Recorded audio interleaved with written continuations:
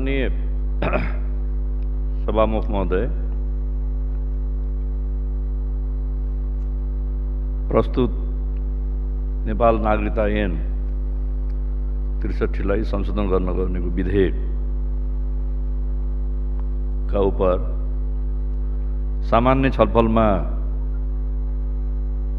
मान्यजीहरूले ज्यादै नै संवेदनशील रूपमा र अत्यन्त उत्साहका साथ आफ्ना महत्त्वपूर्ण धारणाहरू राख्नुभएको छ। म सबै मान्यजीहरूलाई सरकारको तर्फबाट हार्दिक धन्यवाद ज्ञापन गर्न चाहन्छु। नेपाल बहुजातीय, बहुभाषिक, बहुधार्मिक र बहुसांस्कृतिक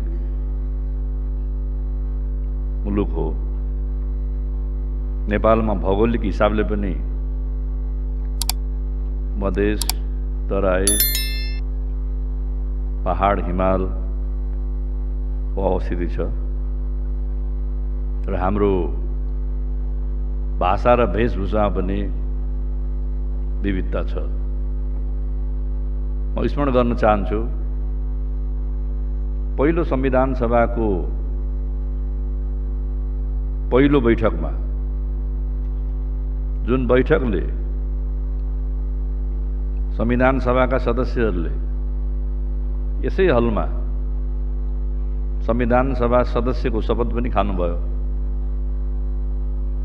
र त्यही पहिलो बैठकले नेपालबाट निरङ्कुश राजतन्त्रको अन्त र सङ्घीय लोकतान्त्रिक गणतन्त्रको स्थापना पनि गरेको थियो। त्यो बैठकमा संसद सचिवालयले ड्रेस कोड पनि निकालेको थियो, तथापि संविधान सभाका मान्य सदस्यहरूले, अधिकांश सदस्यहरूले आफ्नै गाउँको, आफ्नै ठाउँको वेशभूषा लगाएर आउनुभएको म स्मरण गर्न चाहन्छु। कसैले बक्खु लाउनु भएको थियो, कसैले कछाड लाउनु भएको थियो, कसैले कुर्ता पाइजामा लाउनु भएको थियो, कसैले शेर्पाहरूले लाउने ठुलो टोपी पनि लगाएको देख्थेँ मैले, कसैले ढाका टोपी, कसैले भातगाउँले टोपी। त्यसकारणले विविधता, त्यो फोटो हामीले हेऱ्यौँ भने अहिले पनि नेपालको विविधता देखिन्छ। तर हामी सबैको एउटै साझा सङ्कल्प थियो, नेपालको राष्ट्रियता र नेपाली जनताको सर्वतोमुखी हित। त्यही प्रतिबद्धता र त्यही शपथ खाएरै सङ्घीय लोकतान्त्रिक गणतन्त्र अगाडि बढेको हो। हाम्रा पृथक राजनीतिक पृष्ठभूमिहरू होला, राजनीतिक आन्दोलन, सङ्घर्ष, युद्ध, जनयुद्ध, मधेस आन्दोलन, भाषिक आन्दोलन, धरोहट आन्दोलन लगायत विविध आन्दोलनहरूको संयोजन नै सङ्घीय लोकतान्त्रिक गणतन्त्र हो। सबैले सबैलाई, सबैको अस्तित्वलाई स्वीकार गर्नु, सबैले सबैलाई सम्मान गर्नु नै हामी नेपालीहरूको एउटा विशिष्टता हो। त्यहाँदेखि त्यो विशिष्टता कायम गर्ने क्रममा विभिन्न धारणाहरू व्यक्त होला। म आलोचना पर्यालोचनामा जान चाहन्न। म सबै साथीहरूलाई, मान्यजीहरूलाई विशेष धन्यवादै दिन चाहन्छु। संविधान जारी भइसकेपछि पहिलो आम निर्वाचनपछि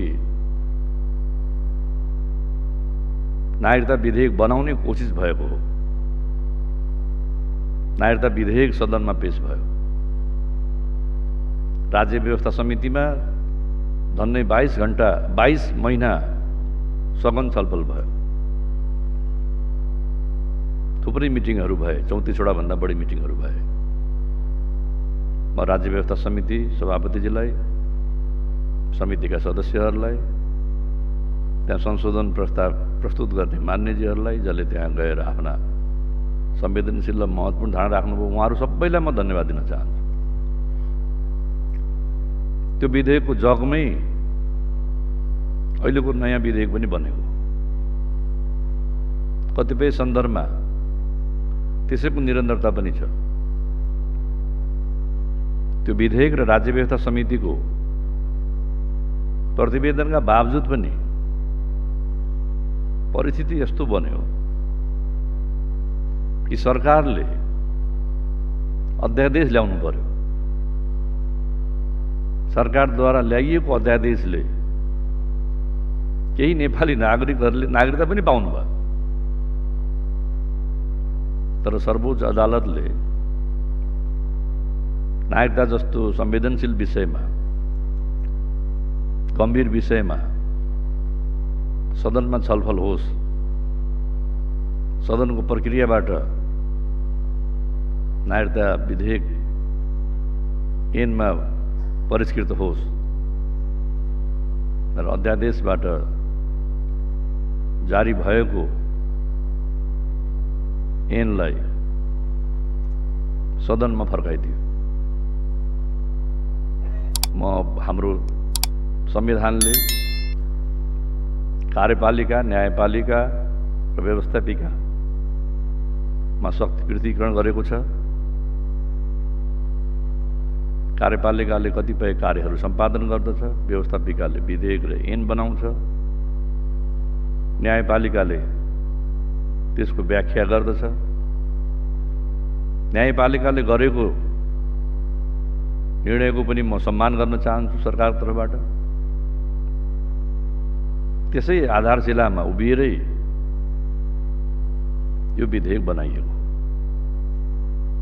यो विधेयकमा अध्यादेश जारी भएर बनेको ऐनका आधारहरू पनि छन्।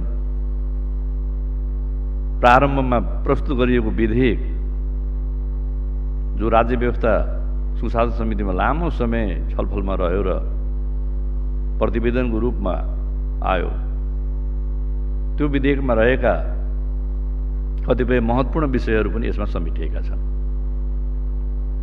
अहिले तत्कालका लागि जुन परिस्थिति छ, यो परिस्थितिबाट अगाडि बढ्नका लागि नै यो विधेयक ल्याइएको छ। म सबै मान्यहरूलाई धन्यवाद पुनः दिन चाहन्छु। सबैका विचारहरू, धारणाहरूमा मैले एकरूपता पनि पाएको छु। कुनै पनि गैर नेपाली नागरिकले नेपालको नागरिकता नपाओस्, नेपाली नागरिकताबाट वञ्चित नहोस्, नेपाली नागरिकले नेपालको नागरिकता प्राप्त गर्नै पर्दछ। यो संविधानको मूल अवधारणा हो। कसैलाई पनि,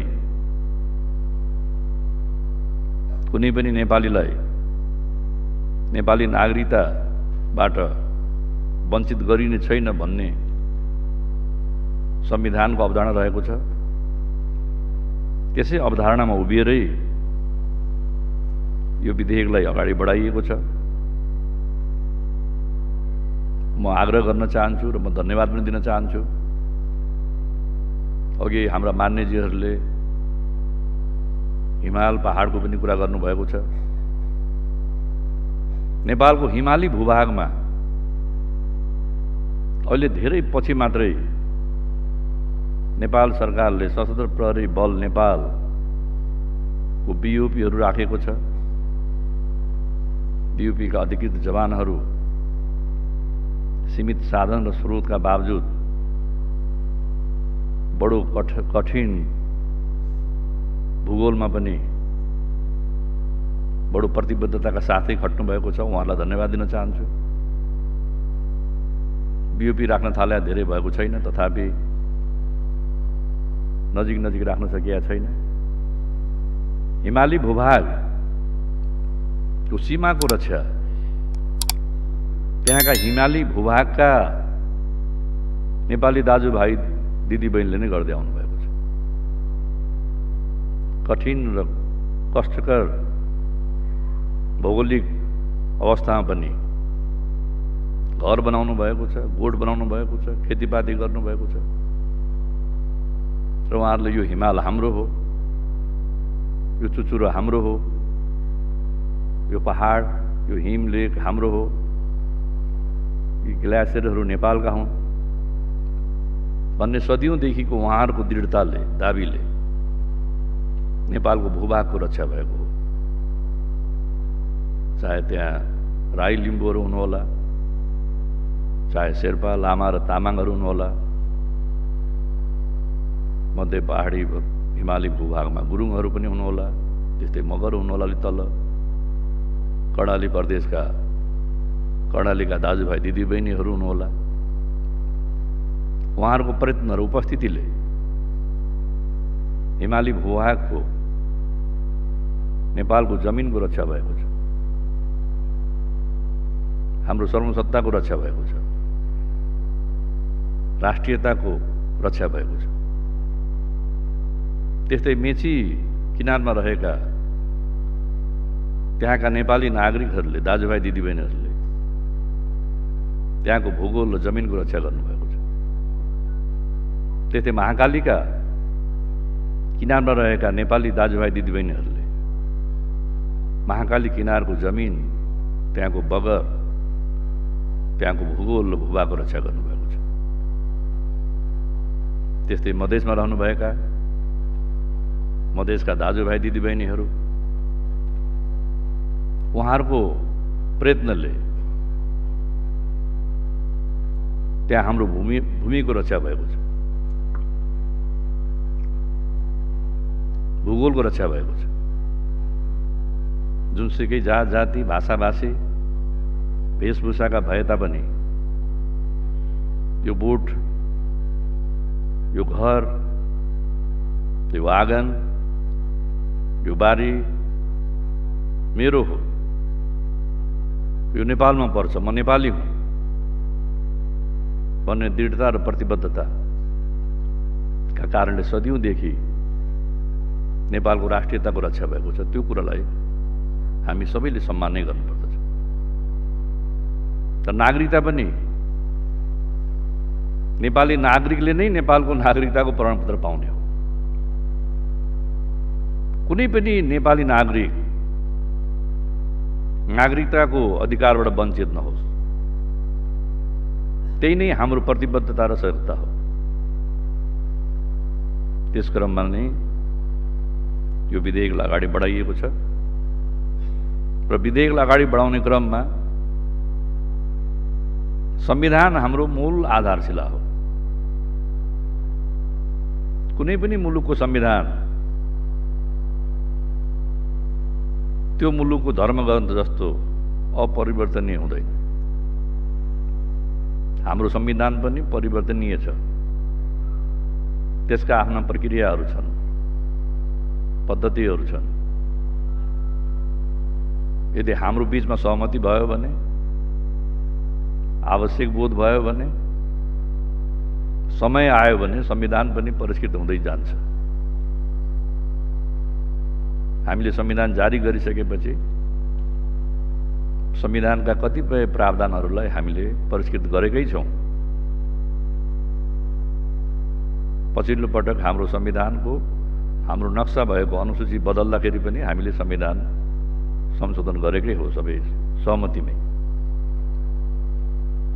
त्यहाँले संविधानका विभिन्न प्रावधानहरूलाई समयानुकूल बनाउन सकिन्छ, तर त्यो प्रक्रियालाई हामीले पार गर्नुपर्छ, पुरा गर्नुपर्दछ। तर जबसम्म संविधानमा जे प्रावधान छन्, जस्तो व्यवस्था छ, त्यो व्यवस्थाको आधारशिलामा उभिएरै विधेयक ल्याउनु पर्ने हुन्छ। त्यो आधारशिलामा उभिएरै ऐन बनाउनु पर्ने हुन्छ। त्यहाँले अहिलेको संविधानको भाग 2 को नागरिकतासँग सम्बन्धित प्रावधानहरूको आधारशिलामा उभिएरै यो विधेयक बनाइएको हो। त्यसकारणले हामीले विधेयक बनाउँदा संविधानका आधारभूत प्रावधानहरूलाई नै ध्यानमा राखेर गराउनु पर्दछ। मान्यजीहरूले पनि यिनै कुराहरूलाई ध्यानमा राखेर आफ्नो धारणाहरू व्यक्त गर्नुभएको छ। प्रस्तुति हामी सबैको आफ्नो आफ्नो पनि होला, तथापि हामी सबैको साझा चासो र चिन्ता नेपालीहरू जो लामो समयदेखि नागरिकताविहीन भएर आफ्नो जीवनयापनमा, व्यवसाय सञ्चालनमा, पठन पाठनमा, यात्रामा या पासपोर्ट बनाउनु पनि पाउनु भएको छैन। ती लाखौंको संख्यामा रहेका नेपालीहरूलाई कसरी हामीले छिटो नागरिकता दिने? कसैलाई दोष लगाउन पनि चाहन्न। अहिलेको सरकारले यो जस लिन ल्याएको पनि होइन।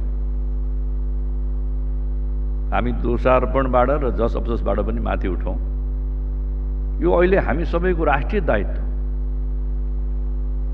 सबै नेपाली नागरिकले नागरिकता प्राप्त गरून्, यो हामी सबैको साझा संकल्प हो। त्यसकारणले हामी सबैले यो संकल्प पूरा गर्नका लागि नै अगाडि बढ्नुपर्दछ र यसमा सम्मान्य सभामुख महोदय, संघीय संसदका सबै मान्यजीहरूको यसमा सक्रिय सहभागिता, रचनात्मक सहयोग र सकारात्मक धारणाले यो विधेयक चाँडो पास हुनेछ, कार्यान्वयनमा जानेछ। यो कार्यान्वयनमा गइसकेपछि केही भएका समस्याहरूलाई फेरि पनि सम्बोधन गरिँदै जानेछ। एकपटक विधेयक आयो, पास भयो, त्यो सदाका लागि हुँदैन। त्यसमा पनि परिवर्तन कामी छ। त्यसलाई पनि अरू थप परिष्कृतिकरण गर्न सकिन्छ। त्यही म सबै मान्यजीहरूलाई धन्यवाद दिँदै त्यो नागरिकता विधेयकमा उठेका मान्यजीहरूको जिज्ञासा र छलफलमा उठेका महत्त्वपूर्ण विचारको म हार्दिक सम्मान गर्दै आफ्नो भनाइ यहीँ टुङ्ग्याउँछु। धन्यवाद। धन्यवाद।